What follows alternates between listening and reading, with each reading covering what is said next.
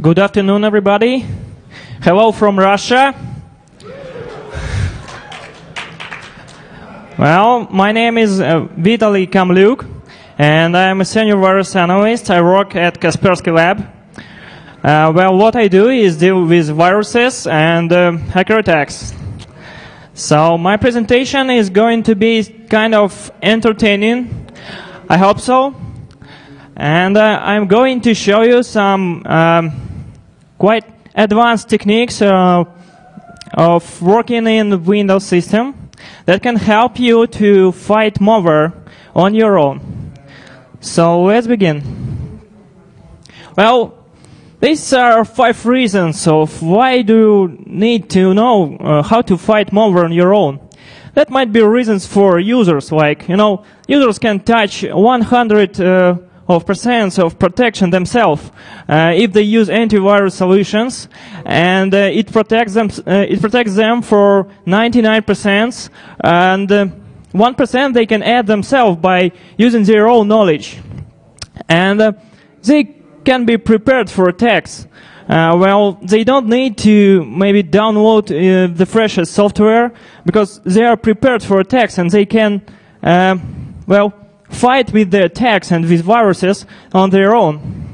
Also, they maintain confidentiality, so they do not need to send their very important files, which can contain some personal information, to any virus labs for analysis. And the very important thing is the ability to restore your system here and now. When you don't have any other third-party tools, you can restore your system using just only Windows tools. And that's what I'm going to talk about. How to restore your system, how to fight malware using only Windows. No third-party tools, and imagine that you don't have any internet connection, so you cannot download anything. All you have is your, pure Windows system and nothing else. Well, and sometimes time really matters. And if you do not react immediately, you can lose your system, lose your data. And time is very, very, very important. So, I don't want to, say a lot, to tell a lot of abstract things. I want to show you several examples. Well, let's see what's available on Windows XP. Well, it's system tools like Explorer that you all know, Task Manager, Registry Editor, and Signature Verifier. We have also some console utils like Netstat, Task List, Reg util, and Expand. We have interpreters like Batch Interpreter or JavaScript with Visual Basic script. Well, there are some text editors like Notepad, WordPad, Edit, and AddLin that came from DOS times. Well, the only binary editing tool available on Windows currently is Debug Exec tool. That is not the specialized tool for editing binary files, but that's the only way how you can create, how you can view and create binary files. Well, that's kind of dirty hack on Windows, but still this tool works and it is part of Windows.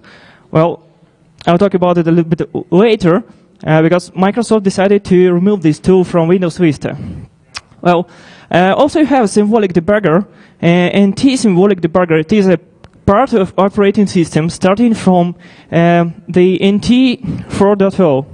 And you have all the repositories that you can use. Let's go further. Let's see an example. Well, the example is email worm Win32 Verezov.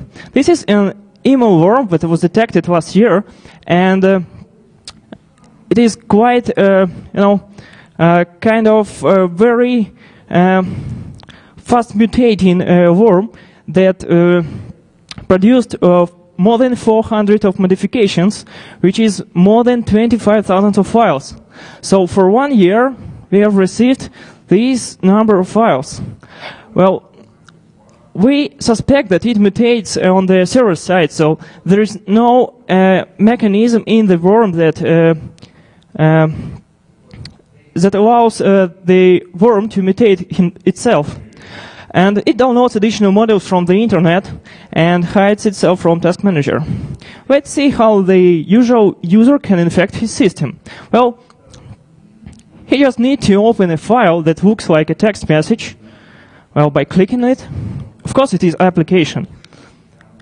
We just don't see the extension, and usual user doesn't also. Well, what he sees in the open file is kind of trash. That makes no sense. But if you will be attentive, you will look at the title of this window. It is 2TMP. And we opened slightly different file. And this file, 2TMP, is created in the same directory. It's kind of an anomalous activity. So the attentive user will try to maybe download some antivirus solutions. For example, here it is KAV, which is Kaspersky antivirus. Well, if he even try to do that, he will see the following picture. He clicks on the application shortcut, but nothing happens. Well, the user might think that there may be a error or mistake, some kind of bug in the installation package, or maybe his system doesn't satisfy the system requirements. But let's see at the other side of Windows. By the way, is there any Microsoft employees in this room? Please raise your hands. Come on. No Microsoft employees, good. Because I'm going to show you the backstage of Windows. Okay, let's do that. What happens when user clicks the shortcut? Well, all the messages, everything is processed by Explorer exe process. And it constantly executes some code, handling input messages coming from mouse and keyboard. Well, what Explorer exe does is preparing a new application for launching. It prepares the environment, sets all the necessary settings, and then launches calls the shell execute X function to create a new instance of process. So here it goes. This is the installation process. The first thing the system does is loading necessary libraries into the address space of the process. And among those libraries, there is a malicious one that first decrypts strings in it. And here we go. Here we got string KAV, which corresponds to Kaspersky antivirus. And if it checks that it has been in the address space of KAV process, it just calls exit process function to terminate the application. So this is what is happening on the user system. Okay, what can we do with it? How to help user to install the antivirus? Well, we have to inspect what happened. The first thing we should do is carefully check the access date and time of the source malicious file. We will need this information a little bit later. After that, we have to find all the files that were created or accessed today. So we check that we select searching for all files by date, specify the access date, set it for today, and check the option to search hidden files and folders. It is necessary. I think you understand why. So when we get the list, it's kind of very, very long list. And the first thing we should do is to sort it by creation date. And after this, we can see the list of files created after opening the source malicious application. And here are the files. You can see this original message file and some more files like surf.exe, which copied itself to C Windows folder. And it is also an application, and it has the same size as the source one. It is placed in system folder. So it can show us that we launched the Trojan application, or malicious one. The first thing we can try to do is to delete this application from Windows system, so from Windows folder. But we got access denied message. So this file is locked by some other application, or maybe it is just running on our system. If you check the list of processes in Windows Task Manager, we cannot find this process. What does it mean? That may be the reason, that may be caused by active rootkit present on our system, or just by locking by another process. So if we get the alternative list of the processes, we can see that surf.exe is running, but we couldn't find it in Task Manager. So it got to be a rootkit working on our system. Well, to terminate the process, we can use the task queue command, which is also a part of Windows XP system. Not many people knows about it. I don't know why. Well, we terminate the process, and after that we can try to delete. We can try deleting additional files coming with this Trojan. E1 DLL. We try to delete it and get the same message, access denied. So the DLL is locked by some other process, or it can be loaded into the address space of the process. Let's try to check it. We use the same command task list, specify the particular options for getting the list of the processes, which loaded E1 DLL, and here's the list. You can see here, among the other DLLs, E1 DLL.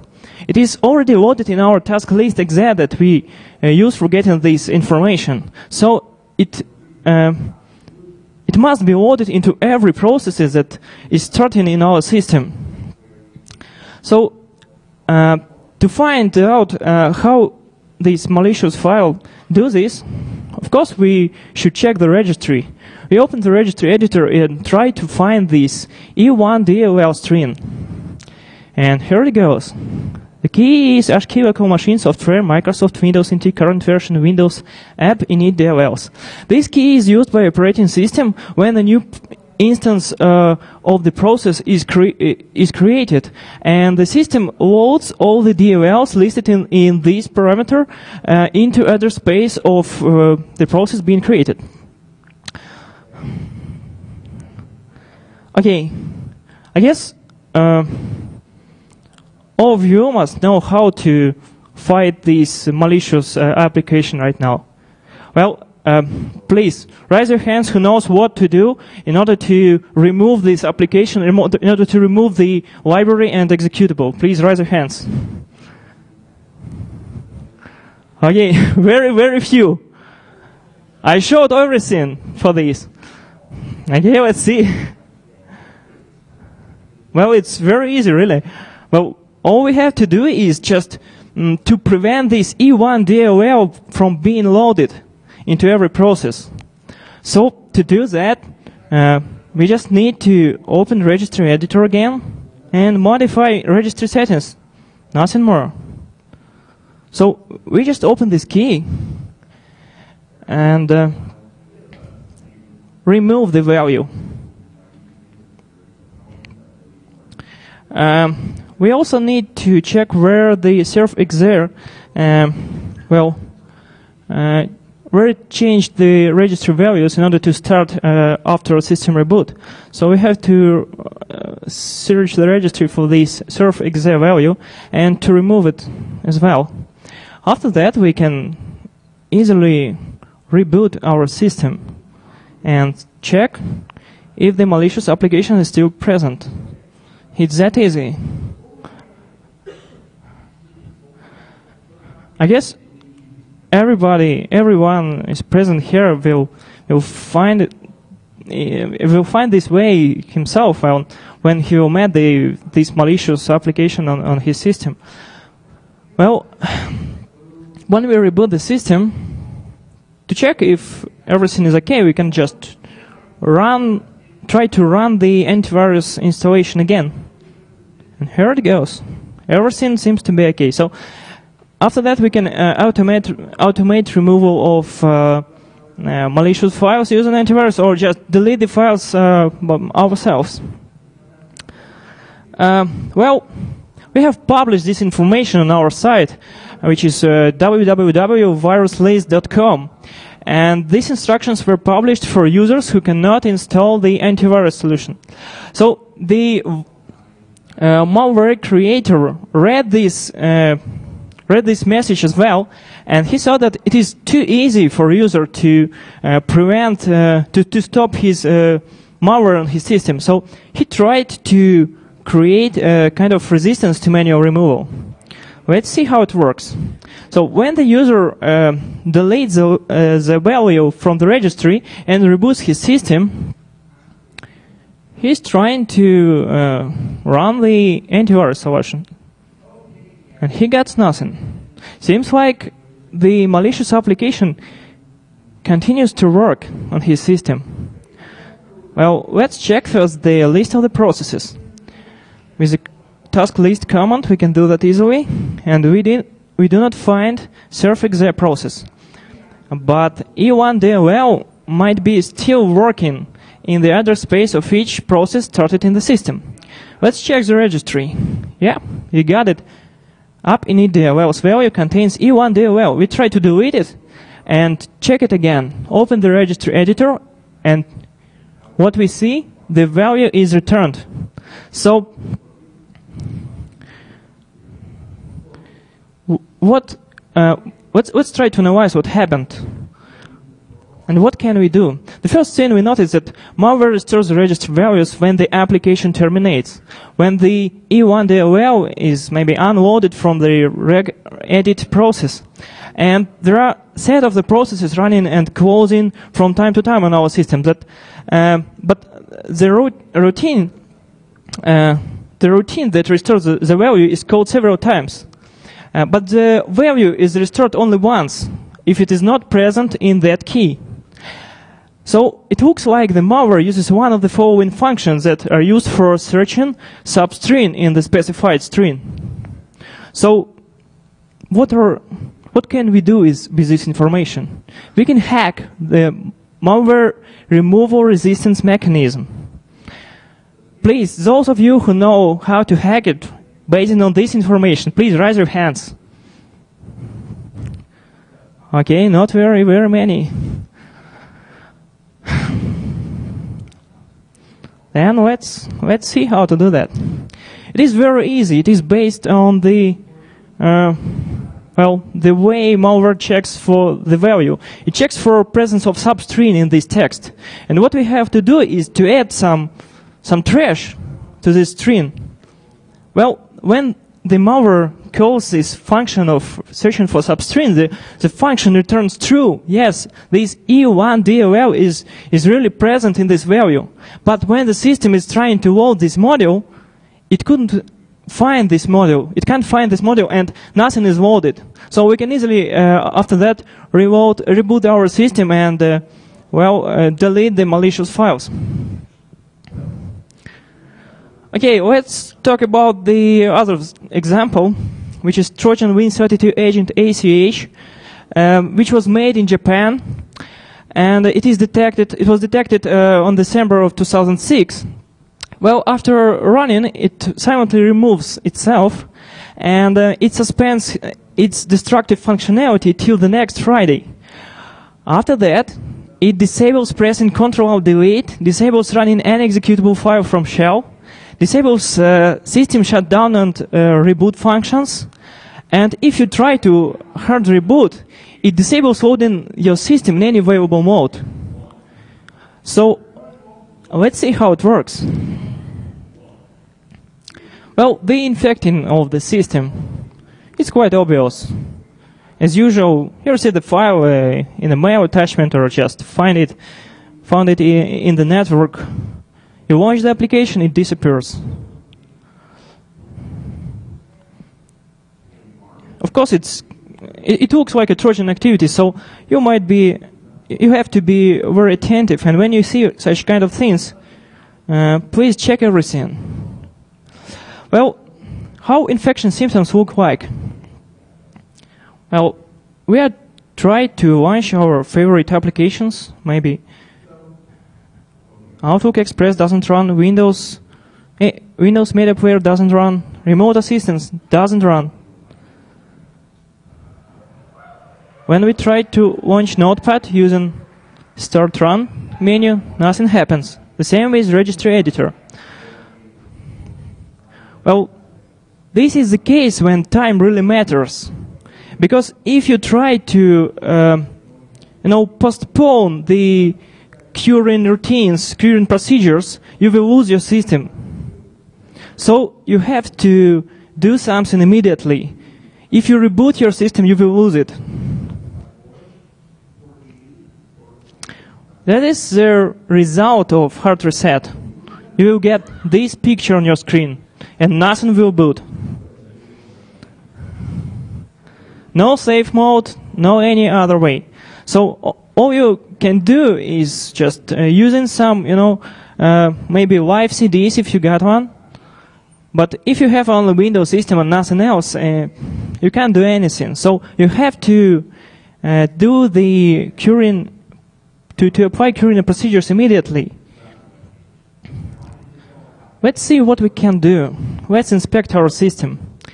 Well, Task Manager is still available, despite of the other applications cannot be run. We can see the alien processes in the process list. Well, my computer Explorer is still available, and we can run Internet Explorer. Well, but one more thing, find files is working. So the first thing we must do is just to find the alien files on our system. And here they are, in Windows System 32 folder, as usual for Trojans and malicious applications. So we have found both files, but we must access the registry editor to find what has happened. It disallows us running registry editor in usual way, so we will use a kind of unusual one.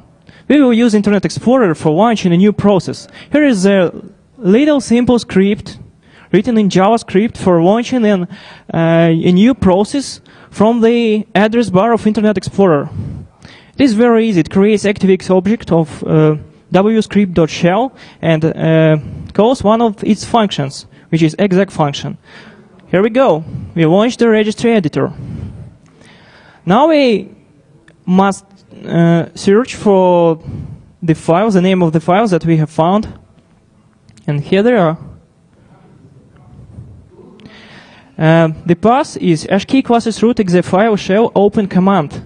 If we open the neighboring value, which is run as command, we see that it is not modified. So it tells us that we still can launch any process on our system, but in an alternative way, not using open, but using run as, specifying the current user and the application will launch.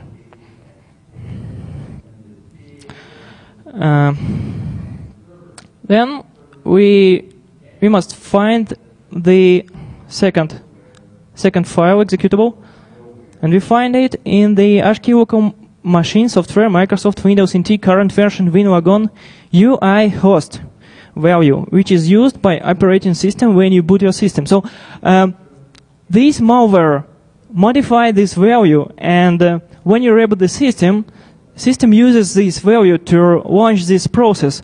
And if the process belongs to a system one, it will continue booting your system. But in this case, it will the booting of system will be stopped, will be prevented. So that's the way how this Trojan works. Well, how to remove it? It's very easy, I guess, when you got all this information, when you did the inspecting. Okay, we just need to run the registry editor using this way that I showed before.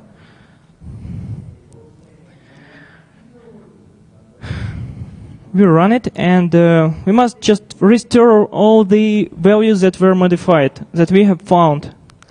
Well, I think that we will not pay so much attention to it because it's quite obvious. We just need to restore the original values, which are not that complicated, and you might know all of them. So let's go further. Control check is already, it's obvious. Well, it really works. We will skip it because of lack of time.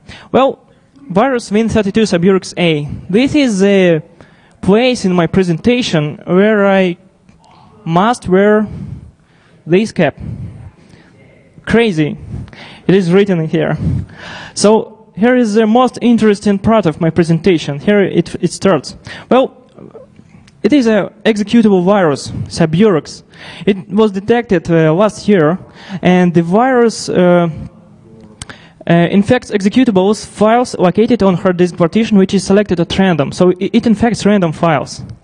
It injects on the well into every process that has visible window. It makes screenshots of running of opened windows, and it sends them to the internet. So this is all about this virus. Let's see what we can do in order to cure the executable virus on our own from scratch. The first thing we must do is to get the code of the virus. To do that, we must use NTSDO2. Let us assume that we have this infected application. It is Kodak image .exe, which is part of Windows. Well, it is infected. We know that. Let us get the code of the virus from this application. We use the NTSD tool, which is part of Windows, to get the assembly code of the application. The first thing we must do is to view the IP header. We must specify the base address of the application. Check the address of entry point, and after that, unassemble a piece of code starting from entry point. Usually viruses put their code right there. The same is with Suburix virus. And here is the assembly listing. But we have these, instead of names of API functions, we get only the offsets of addresses of these functions.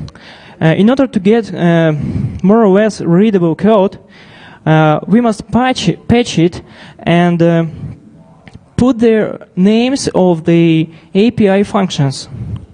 So I will show you how to do that. We use the address, which is used for call operation, and we can check what is placed at that address. And this is get module file name A API function. After that, we apply a small patch to the place where this function is called.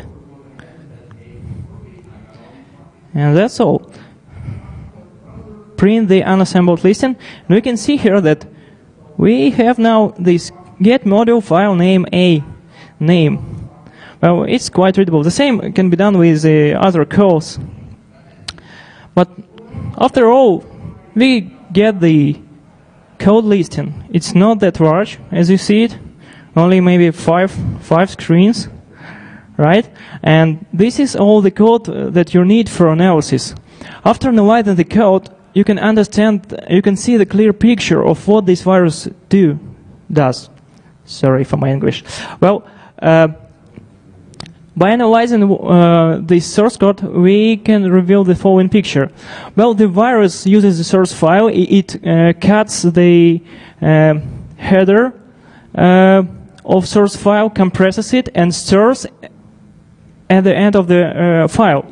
It replaces the header of source file with its own header and with its own virus section, which contains executable code. Also, it attaches a compressed virus module in the end of the file. So in order to cure the infected file, we have to remove all these pieces of code and pieces of data which were added by the virus. But after that is the most difficult thing. We have to decompress the chunk of source file and put it in the beginning. Well, in the case of Suburix, we are quite lucky because it uses the algorithm of packing cap files. And Microsoft operating system includes the tool for decompressing these cap files that we will use. But to create the solution, our own small tiny antivirus for curing these files, we have to build our own PE application, PE file. Well, it will be quite obvious. It will contain only PE header and one section. Well, in the section, there should be placed import directory table, import lookup table, and import address table. This is obligatory. Well, also there must be import names, which are the names of API functions that we will use. There will be some piece of user data and user code, which we will create right now. Okay, let's see how it looks like. Programming the pure machine code in Notepad. First we have to do is to plan our actions. Here is a short plan. Zero fill work area, create import list, create import tables, prepare space for our variables, create user code, relocate user code, create PE header, and write to file. That's all. That's easy, right? Well, the second thing we must just put as notes in Notepad is the map of the memory that we use for our solution. In order not to get, messed in all of these memory addresses, we have to mark every space that we use. Something is for PE header, some for work area, the space for import address tables, and so on. Some space for user variables, and of course for the code. Well, let's start. Let the show begin. This is a scenario actually for debug.exe tool, which is part of Windows system, I repeat. So this is the coding in Hex. We just build the import tables. We set our variables, the initial values, and here go the user code. This is machine code in Hex. Well, it's not that difficult really, and I coded it myself in Notepad. And all you have to remember is maybe a dozen of opcodes, like conditional jumps, the calls of the functions, and pushing parameters and popping them from the stack. And if you even forgot the opcode, you can always use this intsd tool to assemble or disassemble the code. So you can get the opcodes just remembering how they sound in assembler. I used not more than 10 different opcodes here in this code. So what we do is open the file, cut and remove the infected parts, and extract that part that was compressed by the virus. Okay, let's save now this file. But before, we have to remove our comments. They were just useful for creation of this file. We save it as a text file. And after that, the magic scene, converting the text file to executable. We just call debug, redirecting the input from this text file. And that's all. We got some errors here because of our comments, but it doesn't matter because the file is created. It is actually a .bin file. You see cure.bin here.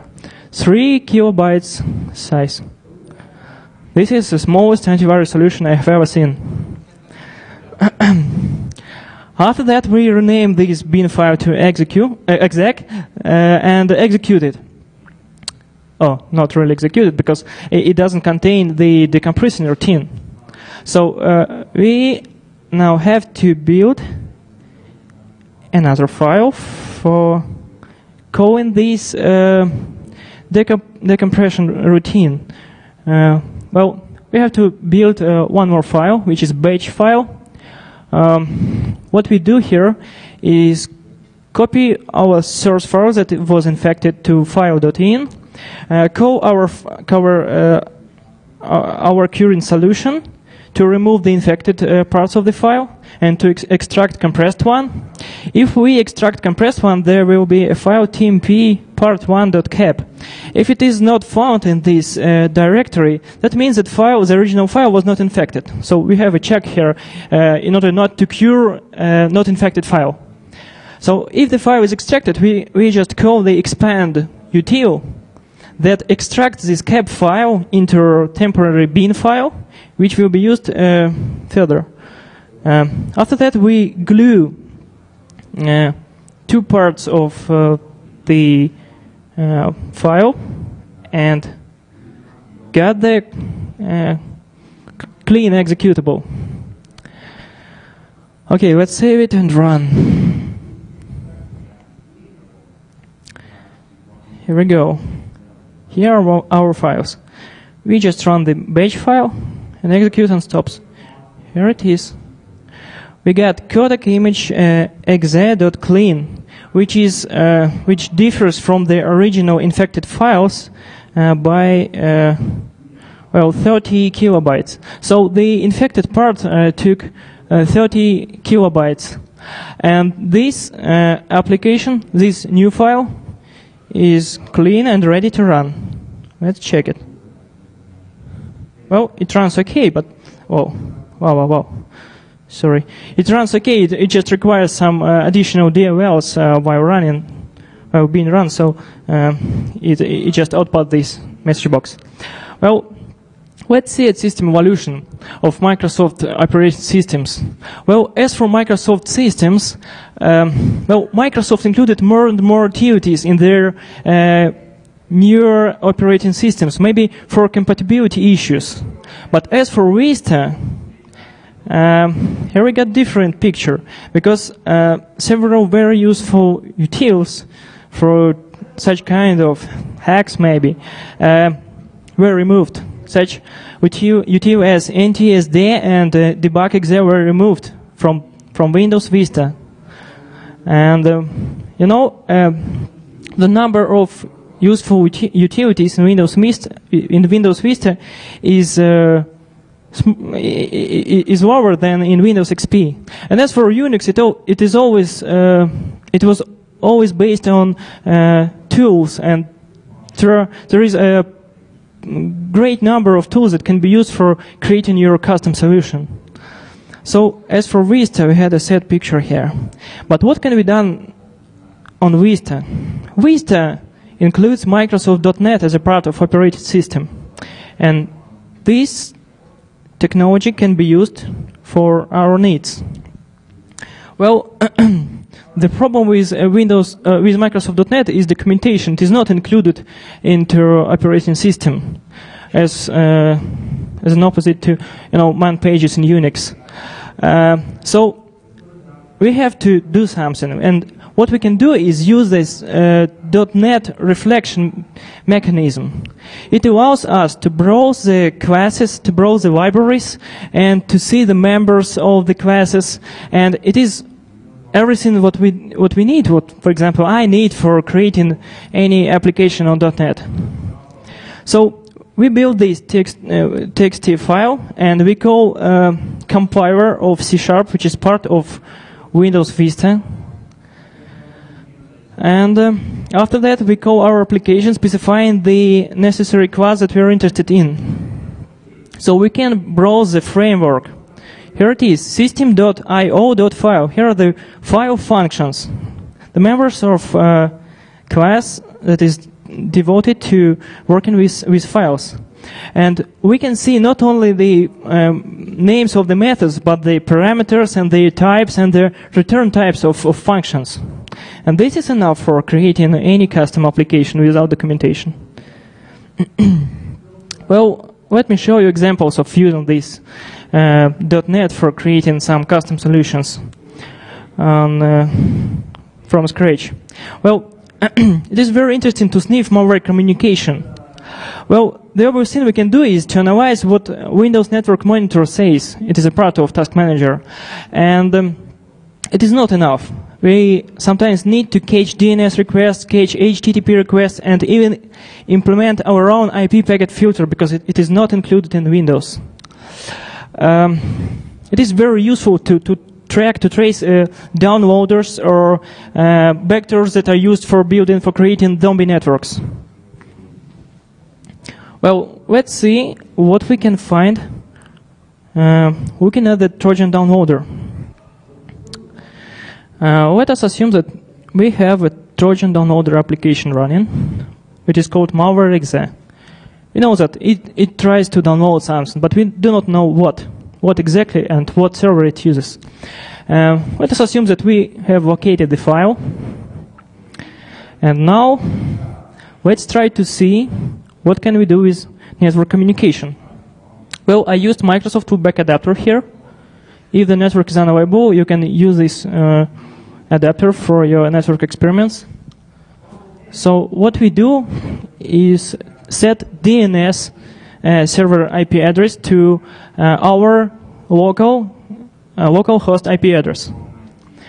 After that, we have to build a kind of listener on our local system, which will listen for any connections to the port 53, which is DNS service port, and will output all the data coming to this port.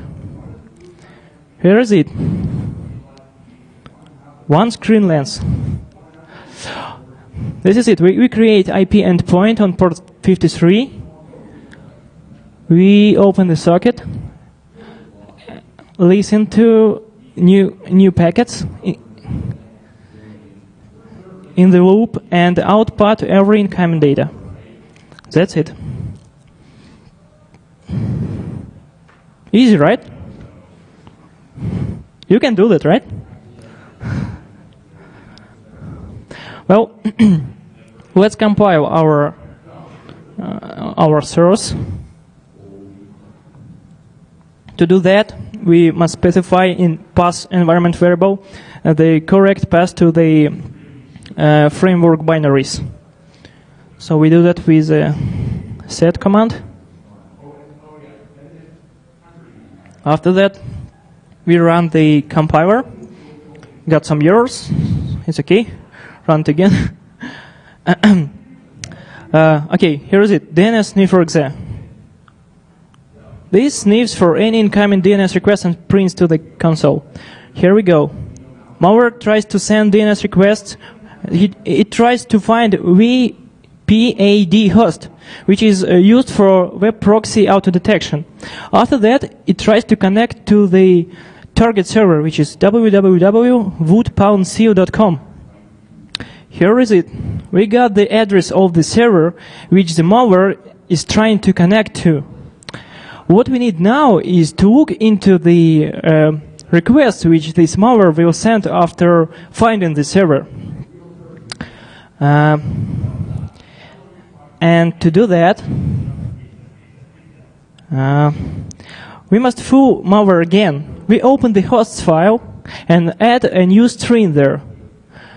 We specify our local IP address and this name of the server which malware is trying to connect to.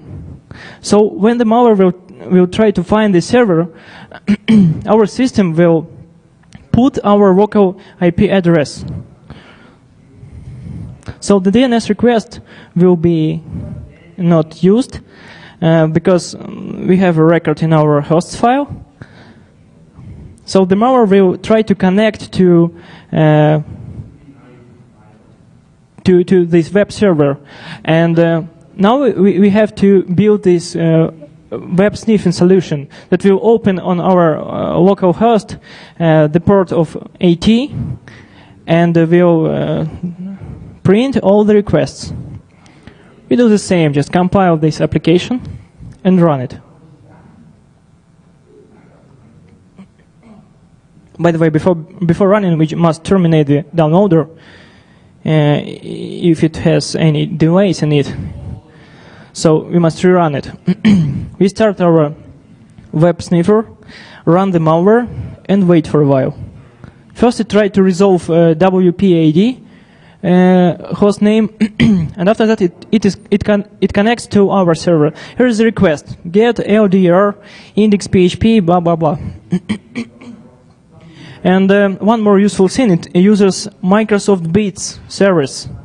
It is servers, a part of operating system, and it uses it for downloading files from internet.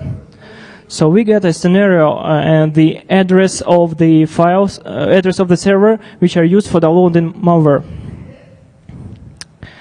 But it is not enough, because just imagine if the malware doesn't use DNS at all. It has, for example, hard-coded IP addresses in the source, and it doesn't try to search for any names.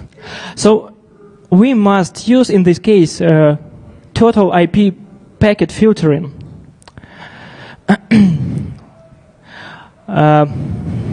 Well, we will fly for a while. This is how operation system can be imagined. The columns are the processes. Here are the familiar names: SVC host, services exe, and any other. And we get malware exe running in our system. Well, every process consists of modules, and they can use any communication interfaces in our system. Well, the process consists of executable file, which are marked with white color, and with blue color are marked DLLs, which are used by the process.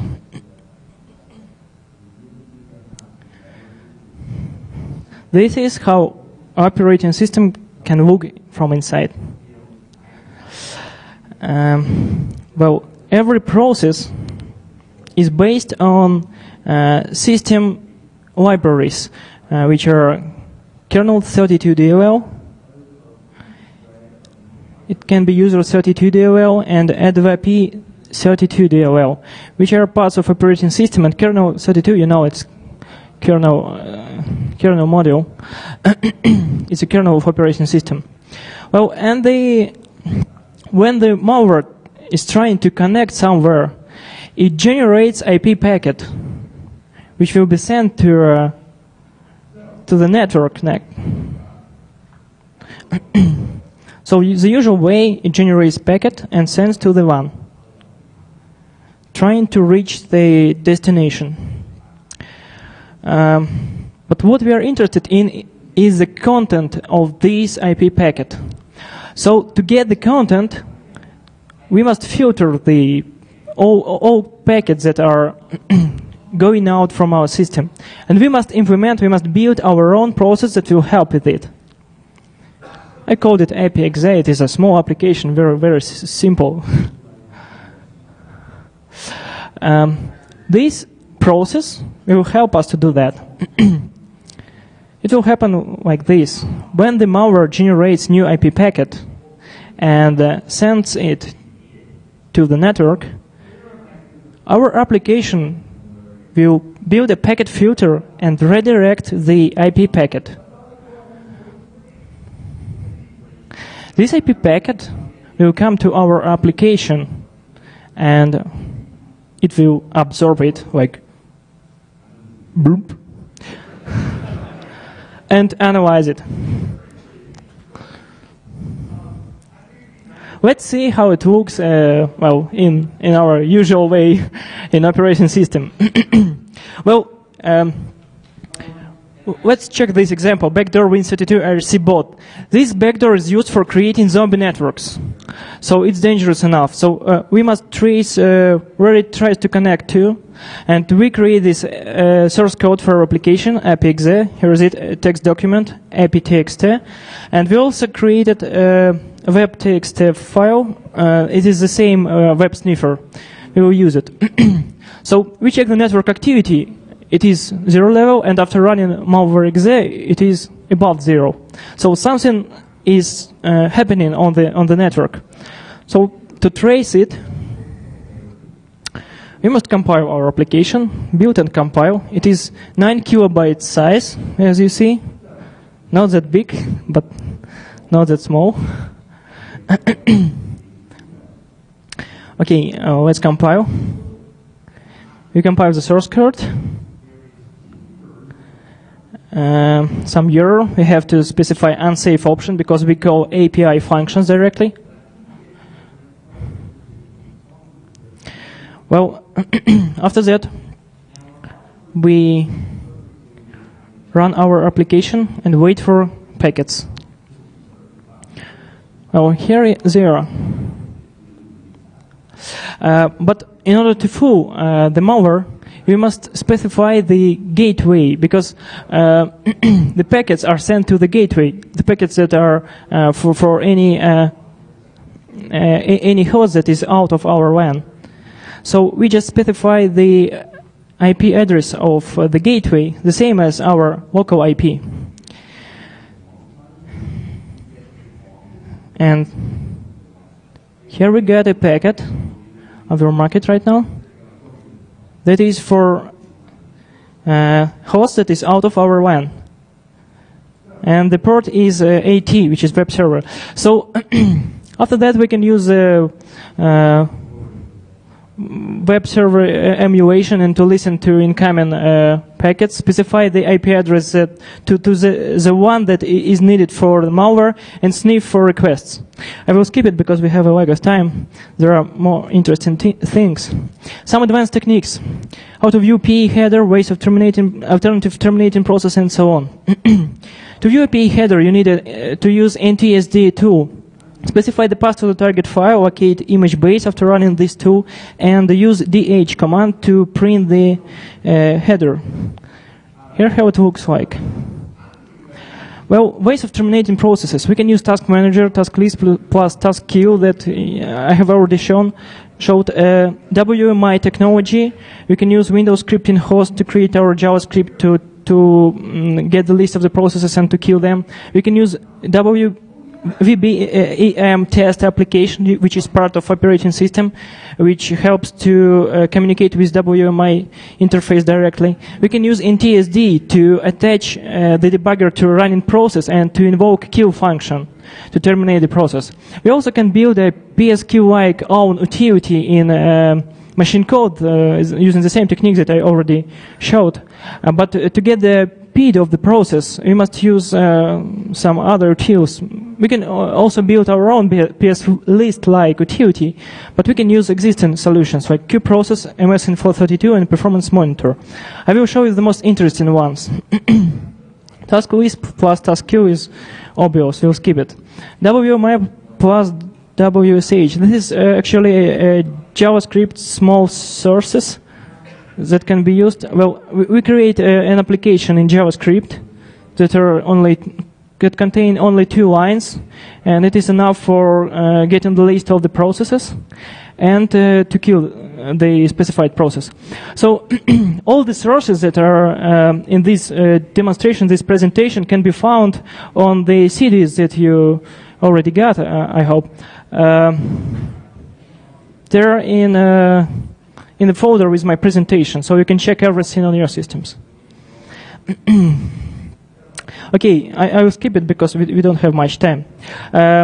Here's one more interesting way using WBEM test util.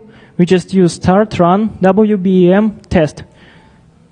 Here we go. This is application which is a part of Windows XP and Windows. Yes, only Windows XP. It's not a part of Windows 2000. We connect to a repository and specify SQL-like request to find the necessary process. It is select all from Win32 process where name like. We want to terminate Notepad application. Here we go. We got the list with only one item. Then we must copy the path of the object in this repository, and we will use it later. Copy. After that, we must execute method of this object. We click the button execute method, specify the object, just paste what we copied.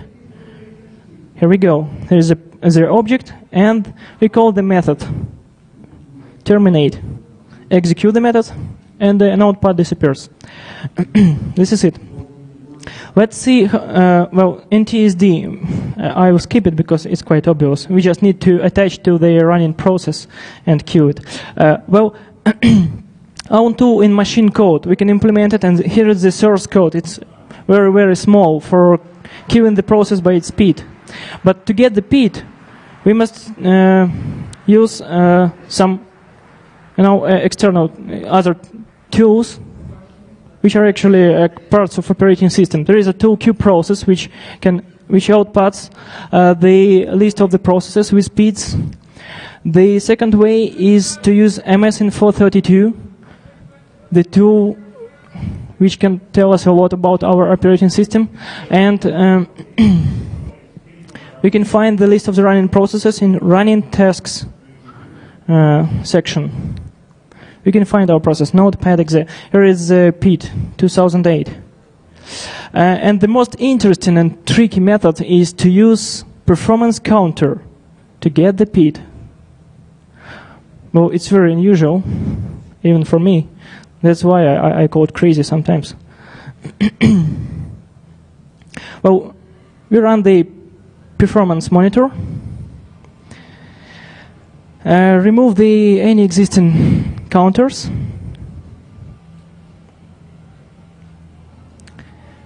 Come on, do it faster. I get a slow PC, sorry. We remove the counters and add a new one. Well, I don't know why, but Microsoft included a lot of different counters and different objects into performance monitor. They're, sometimes they're quite silly, like this one. The process with performance counter for process ID. Well, the process ID never changes during the running one application. We can find our application here, select the instance of the process, notepad, and we get the constant value, 2008. Very interesting. Well, sometimes applications are packed, and we can dump a process, any process on Windows system. To do that, we must use familiar tool, NTSD. Well, I guess I don't have enough time to show all this. I will describe it just in words. What we have to do is open NTSD application, attach to a process, and try to dump all the data that is present now in the process memory. But unfortunately, NTSD application included in Windows XP is quite old, and it doesn't allow us to dump it directly. So we have to use the log feature of NTSD. We have to log all the output of NTSD and save it to a text file, and after that transform our text file into a binary using the batch and debug.exe tool. That's the scenario. Here is one demonstration of packing the notepad.exe with UPX and dumping it after that. Well, it works. If you want to check it, you can find this video file on a CD. Let's keep it and see what we got else. Well, very useful technique is extract string data from the binary. What we need to do is just grab all sequences of bytes from a given file that form a string consisting of 3 or more ASCII characters. Here is the JavaScript implementation of this technique. So we can build a simple JavaScript file like this and apply it to any binary.